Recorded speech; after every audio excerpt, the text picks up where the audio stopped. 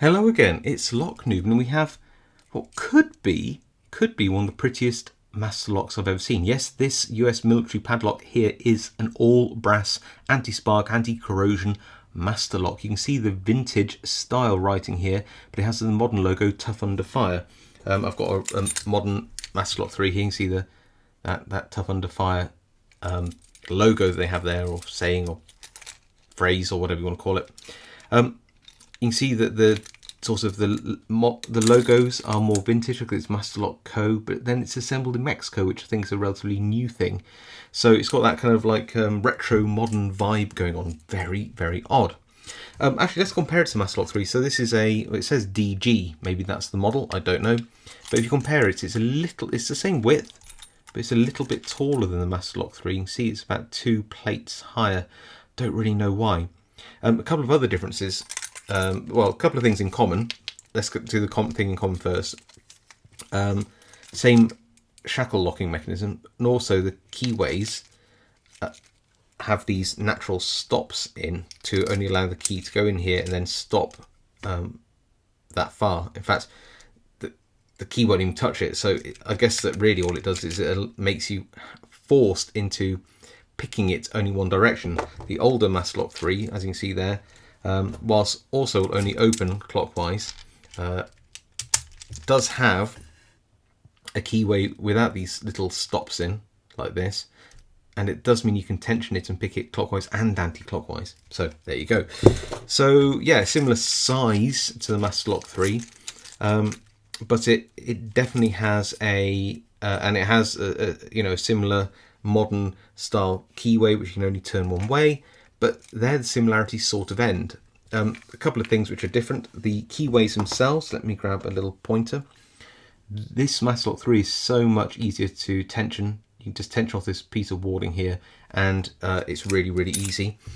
This one has a sloped keyway down here, and that just makes it very hard to tension. You tend to have a potential slip down and then drag against the bottom of the body of the lock and dig in, and it can actually stop you from picking the lock open. It took me probably 4 or 5 attempts with different tension tools to get the right level of tension. You can see the marking just at the edge here where the tension tools are digging in and stopping me from getting proper tension on the lock. So that's, I guess, good.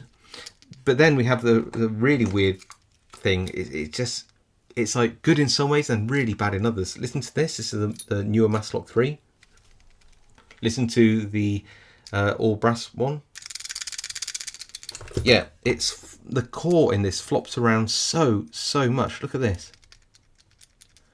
I mean, that's terrible manufacturing tolerances. You can even get a tension tool underneath the core from it. I mean, I don't think it's an exploit, but it just shows how much space there is.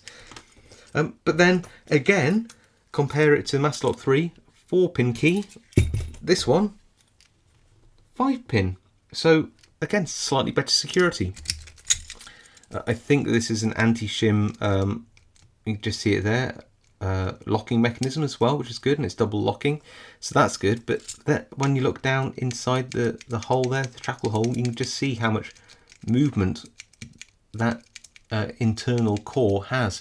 It's really sloppy, and trust me, when you pick it, it feels more like you've got human teeth in there than pins. It's gritty and horrible. Yeah, but also it looks really nice. It's got that lovely retaining chain there attached to it. I'm so confused about this. In some ways, it's got slightly elevated security to a standard Master Lock 3, albeit that it's brass and not hardened steel with its 5-pin core. But then it's made really weirdly. But then again, it does look nice. Oh, so weird. If you know anything more about this particular model of US military padlock, then do let me know. I'm really interested. But otherwise, let's go throw this in a vise and pick it. Okay, so we're in the vise, and this is a weirdly hard one to tension just due to the shape of the keyway. Sparrow's short hook, and let's have a go at what we can pick. So that's 5, nothing 4, 3, 2. Very crunchy pins these. Going to the back. 5 again. Oh, and I guess one, and we're open. That is so crunchy. Oh, let me release it from the vise. You'll see, very, very, very crunchy. Almost, I would say, slightly unpleasant to pick. Yeah, very, very odd. Yeah. So what can I say about it? I mean, it's really pretty. I really, really like this lock. I think it's just brilliant. But yeah, I just feel that the overall quality and workmanship of this lock is really lacking. It looks nice from the outside, like it's riveted nicely. There's nothing sort of wrong in some ways, but everything's loose and wobbly, and it's just to pick super unpleasant. That's all I can really describe it as. So it's a real quandary, this lock. One of the prettiest, but also one of the worst master locks I've seen. Anyway, look, if you like this video, please leave a like. If you have a comment about this video or anything else, really, please leave a comment below. I read them all. I reply to as many as I can. And of course, if you haven't subscribed and like content like this, please, please, please consider subscribing. It really helps my channel. Okay, well, thanks all for watching, and I'll see you all next time.